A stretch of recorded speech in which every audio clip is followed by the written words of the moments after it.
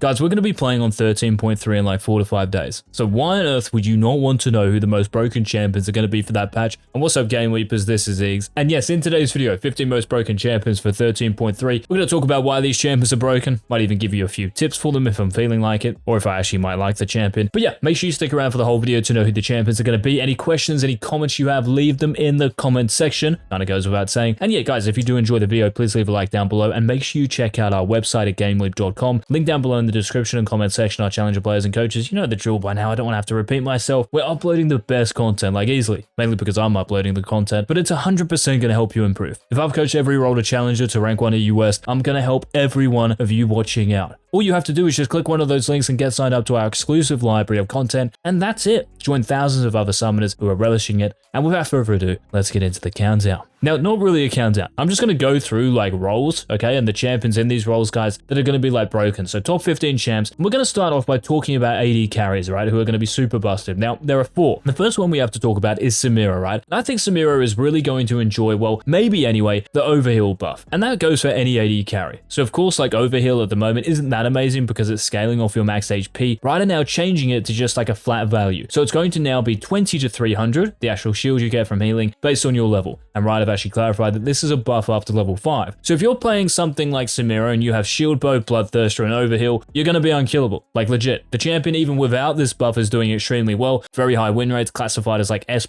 tier on most websites. So Samira, if you want to counterpick it into certain champions, especially stuff like Draven and maybe a mobile AD carries, you're going to have one heck of a time. Now moving on, we have Jhin. Now, if you were going like Gale Force Jhin into what would you build after this? Like maybe you can go Infinity Edge. I guess you can now, right? Because of the crit changes. But maybe you're going Rapid Fire and then into Infinity Edge. But guys, what I actually think might be better on Jhin is going Lethality Jhin again because of the buffs to Eclipse recently. I mean, there were changes, but for a lot of champions in the game, these are buffs, right? Because the item now has flat ability haste instead of Omnivamp. Omnivamp is really useful if you're like a Conqueror-based champion putting out a bunch of damage. But if you're like a bursty champion, so you might be playing something like a Zed, right? Maybe a Graves, the ability haste is going to be a lot more useful. For Jhin, it's actually like pretty much the same thing. You're not really a typical AD carry, so the lethality and then haste you get from Eclipse, it's going to be really valuable. This is actually proven to be the case, and you can even consider rushing Ghostblade because Ryze gave this more ability haste last season. I actually think it's a really underrated setup. Also, Jhin does so well into lots of the good AD carries at the moment, so whether we're talking about Caitlyn, because you can outrange her with your W, you can actually control her, Draven the same thing, but do be a little bit careful of blind picking him because you will give strong scaling AD carries, so talking about like Zeri and Kai'Sa, they will have free lanes for the most part. But Jhin is another AD carry to consider. Now, Draven, I did just mention him for both Jhin and Samira, so if you're going to pick Draven, first of all, ban Samira because her W stops your axes and you will want to commit, so that's important. But when you actually get in game as Draven, guys, because of the Essence Reaver buffs recently, more attack damage, great for Draven, right? Attack damage is the most important stat for you, so you've got that going for you. And you've also got the Eclipse changes I talked about, right? Ability haste now. Now, honestly, because Omnivamp, it may have been actually like more useful for you, but the important thing, you're still getting the lethality from Eclipse and you're still getting the armor penetration, of course. And maybe there are some builds out there where you're going like, what, Shield Bow into Infinity Edge. I mean, maybe even Overheal sounds like kind of nice now, but you got Presence of Mind as well, right? Which is probably essential. So it will be interesting to see exactly what the setup is that's going to be broken in 13.3 for Draven. But innately speaking, this champion is just too good. Just make sure once again you ban Samira. Now, the last AD carry, guys, to consider picking is probably the strongest out of the bunch,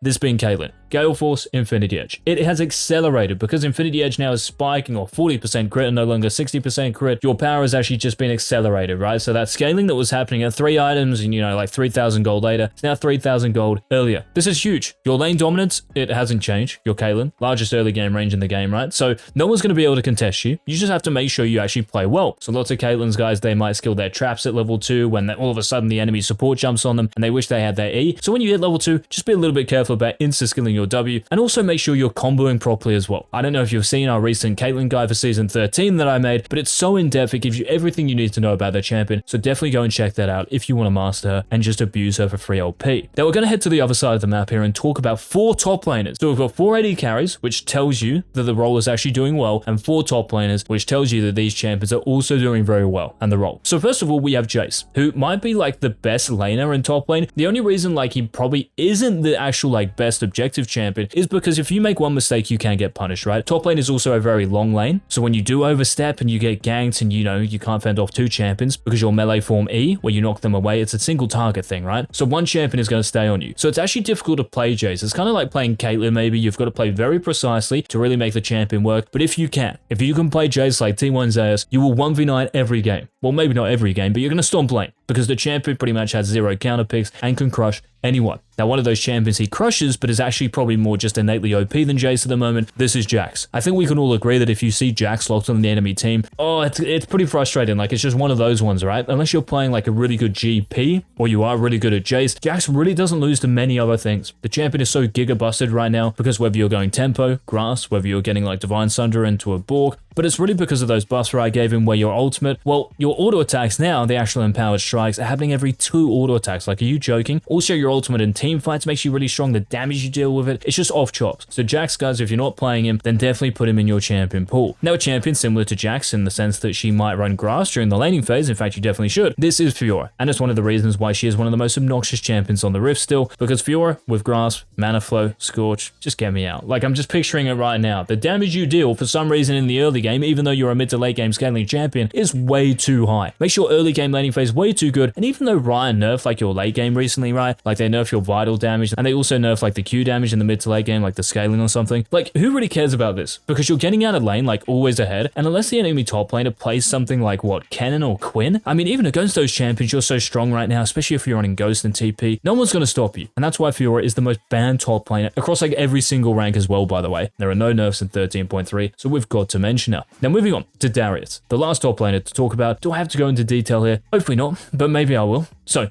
W cooldown being 5 seconds. That was the last season change. You've also got the new Black Cleaver, which you can consider going, and that's for every other champion on this list, well, the top laners at least, and not many things beat you, which is kind of like a theme here, right? Jax might have a couple of hard counters. Jayce, I mean, maybe you have to worry about Wukong, probably the same Darius does. Fiora really doesn't have many, but you can actually blind pick these champions and get away with it, and they're super good counter picks, right? Darius is just one of those champions as well. He's like the ultimate punisher of mistakes. If you make one mistake against the Darius, you get pulled in, chased down with his ghost, GG. And also, I should probably mention the teleport change from last season, where it's actually just longer in the early game. This means that double combat summoner spell champions like Darius with Flash and Ghost become more deadly and dominant during the early laning phase. Now, moving into the jungle here, guys, we have 2 champions. These are both AP champions, so I'm sorry if you want to play AD. You can probably play something like Bel'Veth or Master Yi. They're very good still. The top 2 junglers are AP, and these are Evelynn and Maokai. Maokai, yes, he got nerfed last patch, right? In terms of Demonic Embrace got hit, and also your clear speed got hit because of your Q's damage and your E's damage. And something else that's happening in this patch is that Radiant Virtue is getting nerfed for Maokai if you are actually going like Demonic Embrace Maokai into Radiant Virtue, because it's scaling off your max HP now, right? So I know that Demonic gives you HP. I mean, maybe you can still go Radiant Virtue, and the cooldown, even though it's going to now activate after 90 seconds, so it's a 90-second cooldown, no longer 60, that's pretty much your ultimate's cooldown, right? So this isn't really going to change too much, and it might still be really good with Maokai, but we do actually have to take that into account. So if you're going like full AP Maokai, it's just not going to work if you're going Radiant Virtue as well, but it'll still be super busted. His win rate is still like above 53%, which is one of the highest in the game. That's across like every single elo, and that's also the same for Evelynn. For Evelynn, if you are playing her, all you have to do is protect your early game. As long as you get to level 4, if the enemy champion lets you full clear, like, you're in heaven, right? You're going to get to level 6, you're going to go invis, every player is going to complain about you, and the damage you deal, because of the buffs that came into Evelynn, I think they were at the end of last season, they've just helped her out enormously. Also, the jungle changes, right? Krugs being easy to clear, and just player mindset, I think, in the jungle, it's so bad, because people just don't know how to jungle, they're going to let you hit your power spikes for free. Now, moving to the mid lane, speaking of power spikes, here we go. First champion to think about, Vex. Amazing to have in your champion pool because she counters so many kind of like engaged champions, I guess, or close range champions. Katarina, Sylas, Zed,